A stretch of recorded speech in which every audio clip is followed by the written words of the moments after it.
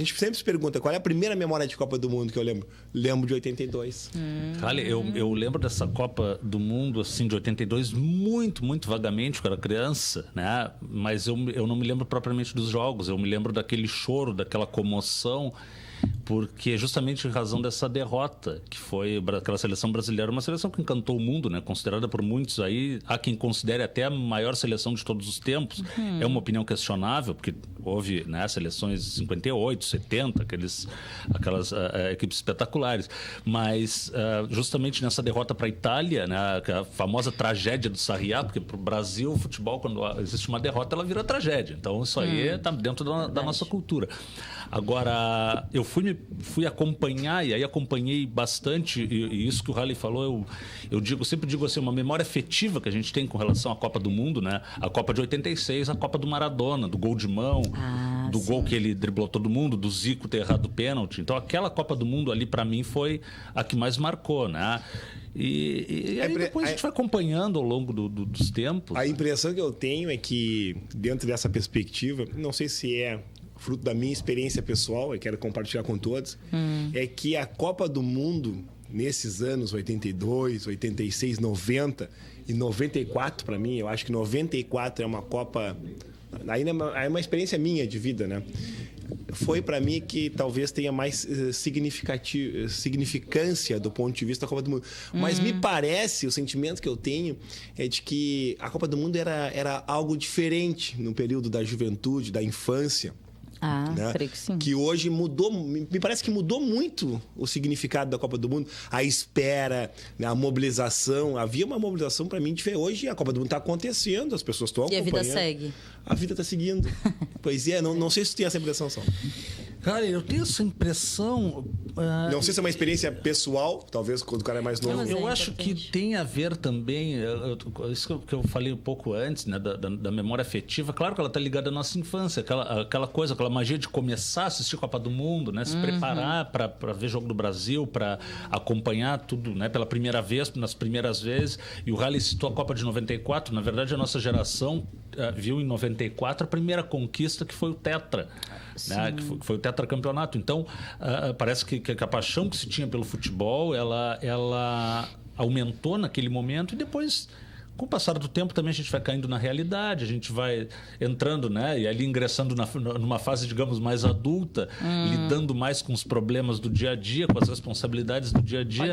Talvez, Halley, eu tenho essa impressão tua também, mas quando eu vi naquela derrota de 7-1, né, aquelas crianças chorando e muita gente, aquela comoção, né, num nível estratosférico, principalmente de um público mais, digamos, mais infantil, juvenil, me parece que é um sinal mais do que nós estamos, né, mais acostumados e mais, digamos, calejados da vida do que propriamente... Pode ser, né? Eu fico pensando também, desculpa te interromper, Saulo, mas fico pensando também, é algo que queria colocar para vocês, assim. Comentávamos, né, Saulo, um pouquinho antes de entrar no ar, que o Paralelo costuma pautar, e dentro dessa conjuntura, né, pautas e temas muito pesados, né, e, enfim, que estamos tendo que lidar, né, nessa conjuntura. E comentávamos também de tudo isso que acontece. E fico pensando, né, dentro dessa conjuntura, dentro da quantidade enfim, de situações, de ataques, que nós vivemos, não só no Brasil, mas no mundo, né? Penso, de certa forma, ser, por um lado, natural, que não estamos em festa, né? Mas, por outro lado, já coloquei aqui, não me lembro se foi no dia que tu veio, Halley, que comentei que precisamos... sim, nos permitir, né, a ter alegrias, porque isso é saúde mental, né, isso nos fortalece, de forma não alienante, talvez. Claro. Né? Então, não sei se o que falta é o equilíbrio entre aquele parar o Brasil inteiro, ou não vou nem assistir, não quero ficar alegre, vai que tem mais uma derrota. Não sei, assim, acho que talvez um equilíbrio no meio disso seria necessário. Me parece dois elementos importantes a considerar. Primeiro, que faz um balanço dos últimos 4 anos, né?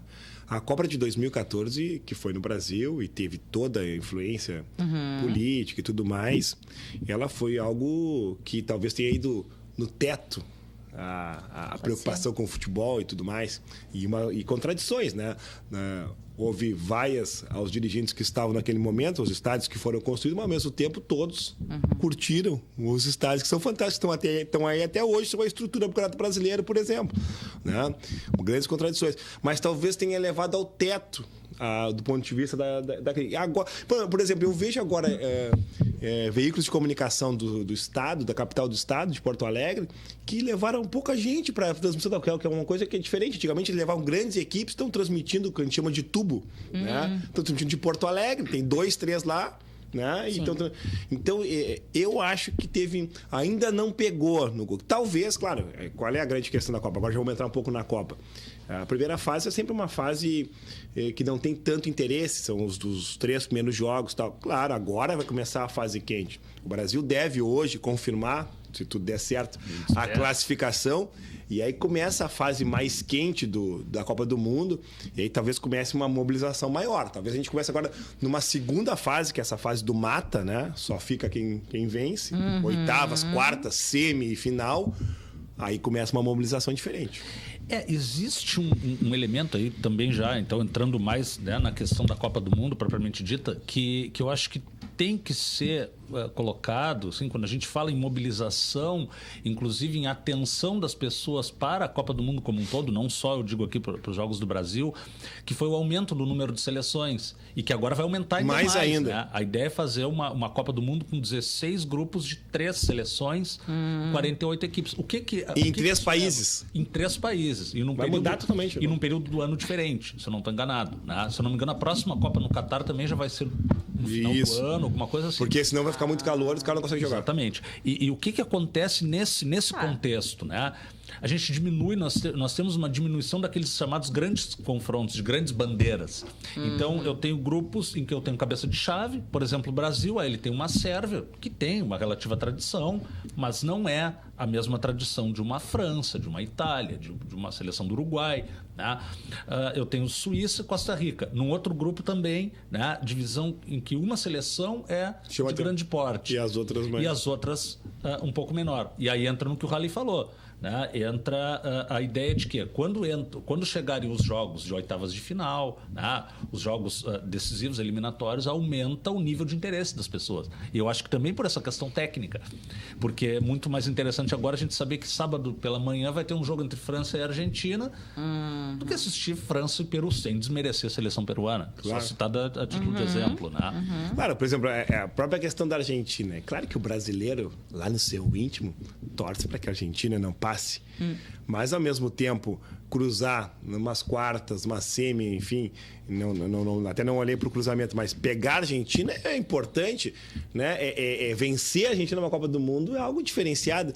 Que por exemplo, todos nós temos medo de pegar a Alemanha nas oitavas, que é algo bem provável de acontecer neste momento que nós estamos falando. Mas a Alemanha já não está...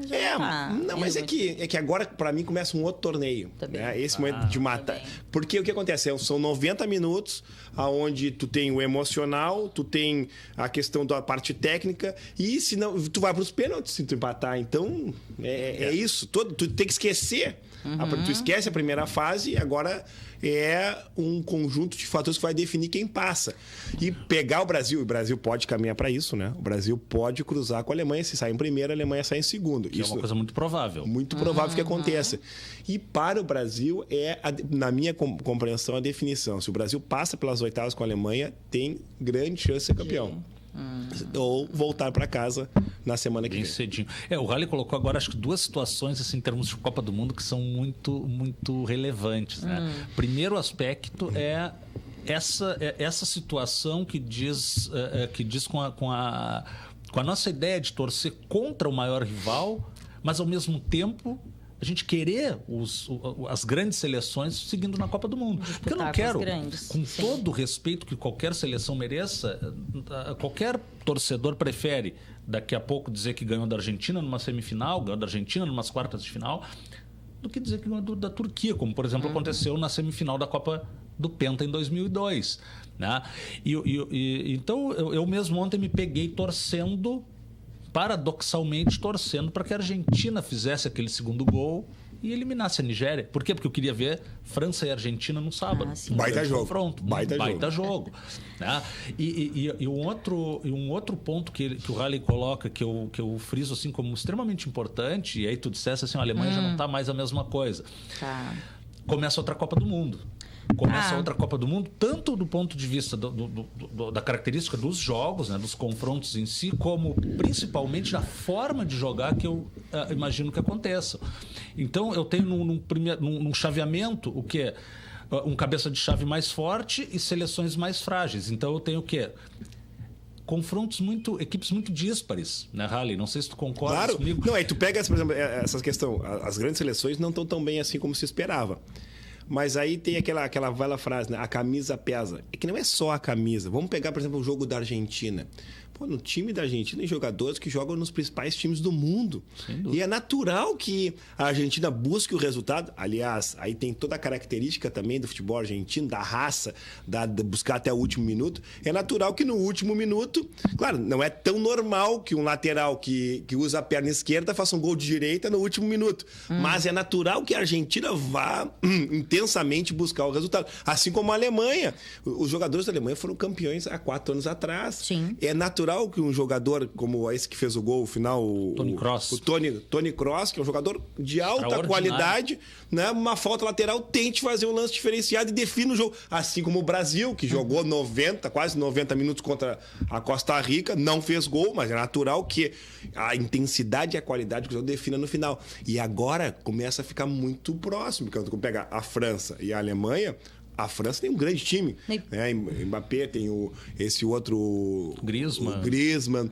Então tem uma grande... Dembélé na reserva. Tem um time muito forte que vai enfrentar a Alemanha, do Kroos, do Müller, de um time... Então agora as camisas, que a gente chama camisas pesadas, começam a se confrontar. Não sei se é por aí, mas parece que nesse momento, nessa etapa, as seleções estão se analisando. Por óbvio que durante um momento de preparação, antes de iniciar a Copa, tem todo um esquema tático montado, um estudo de cada seleção que possivelmente vá se enfrentar naqueles momentos iniciais. Ok, mas parece que, para além da teoria e do estudo antes de começar os jogos em si, tem uma diferença, né? E no momento que se entra em campo... parece que cada resultado ou desenvolvimento do jogo da equipe adversária, vai fazendo cada time entender. Eu posso avançar por aqui, eu posso usar mais aquele esquema ou aqueles jogadores, enfim. Parece que é mais ou menos por aí o caminhar. Concordo plenamente contigo. E fora o medo de se machucar.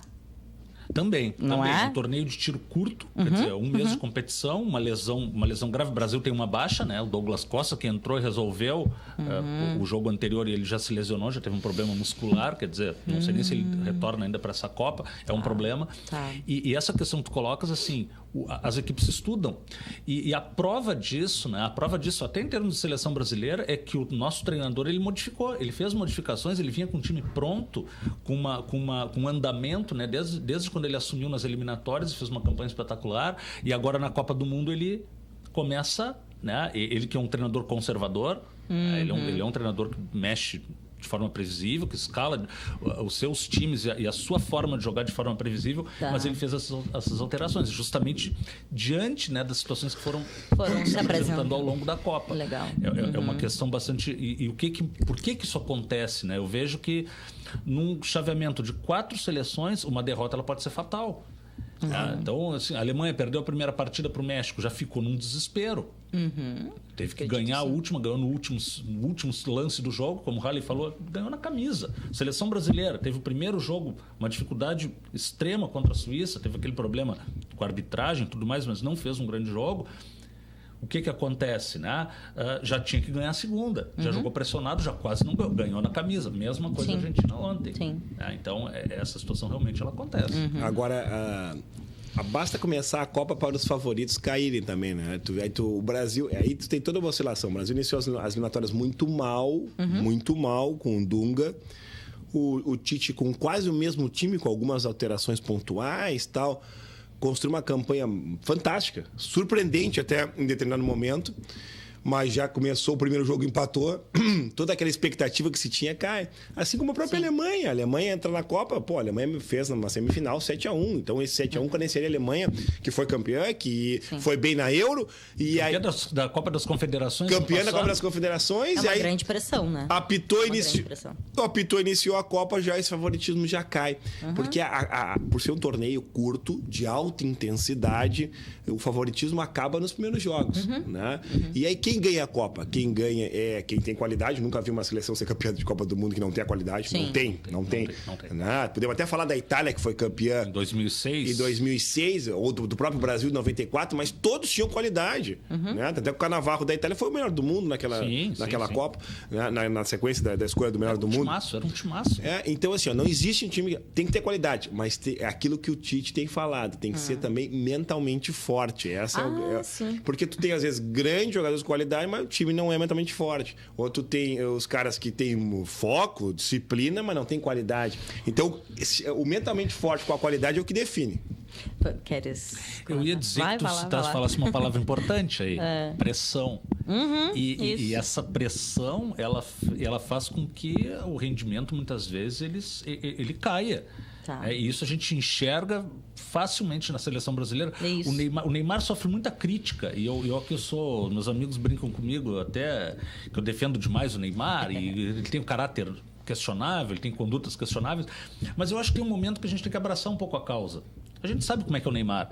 E é muito bonito, Rally, é muito bonito eu chegar lá e dizer assim, que o Luan chamou o Sacha disso ou daquilo, porque eu sou gremista. É muito bonito tu falares lá que o D'Alessandro fez aquilo porque tu é colorado. E eles têm atitudes também tão reprováveis quanto essas que a gente vê no Neymar.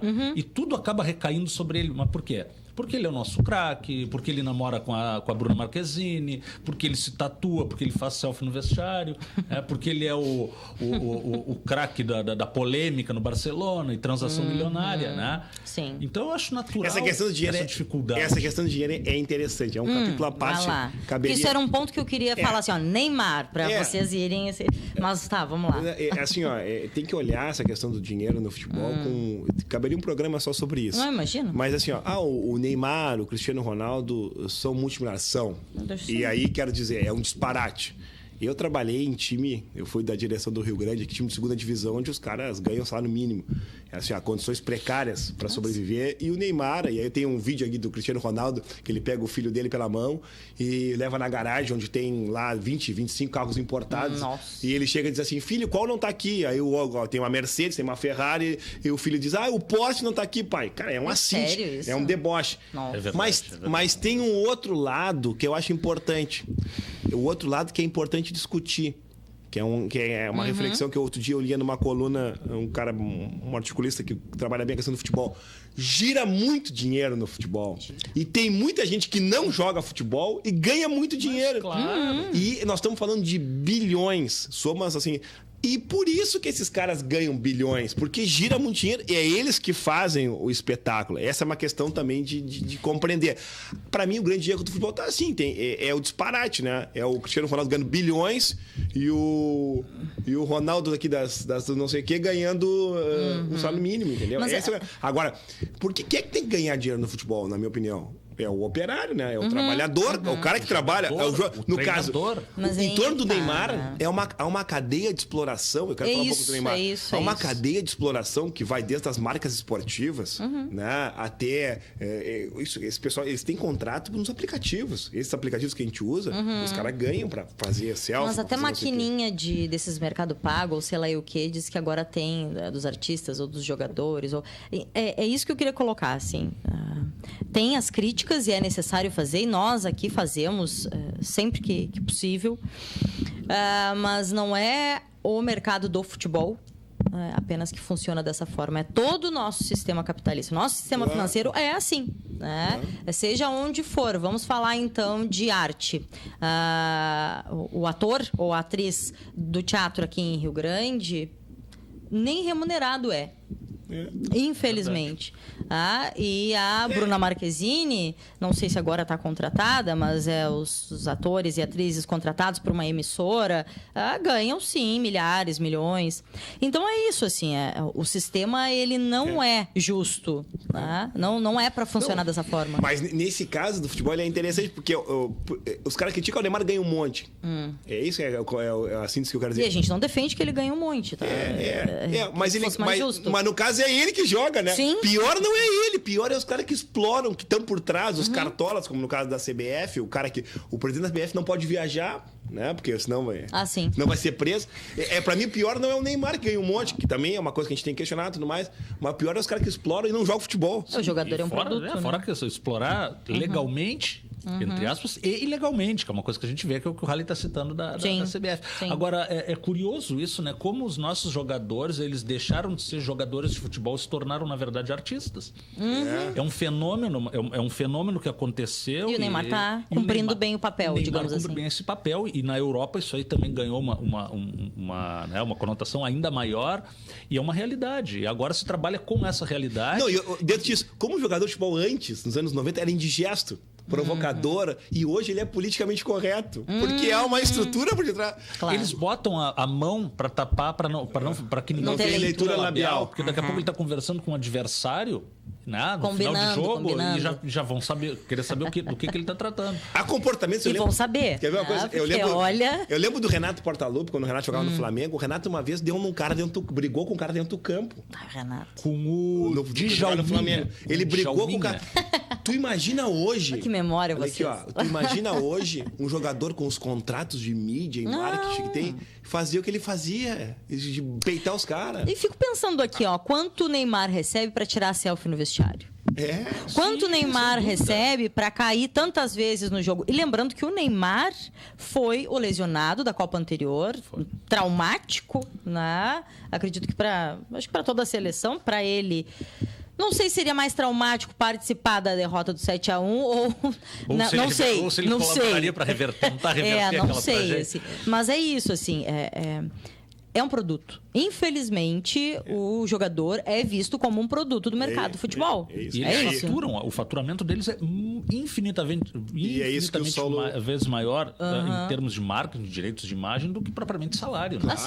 Que valor de E é isso que o Saulo falava. A gente tem que se despir um pouco disso e entender, é um cara jovem, ainda tá jogando, é um ser humano, né? Os caras trabalham o cara como produto. Ele também é culpado, porque ele se dispõe e ganha com isso. Mas aí quando o cara chora no final do jogo, também é um pouco isso. O cara chega no limite, né? Por mais grana, por mais tudo que tenha, o cara... Eu acho, ali... O ser humano chega no limite. E eu vejo a nossa... Até já não estava na sequência do assunto, mas eu vejo essa questão aí das críticas ao Neymar, uma crítica muito cruel. Muito cruel. Claro que ele tem que ser exemplo para os mais jovens, ele tem que ser, ele é um símbolo, um ícone da seleção, do futebol mundial, então ele tem que dar exemplo. Mas isso é que o Rally falou, ele é um ser humano.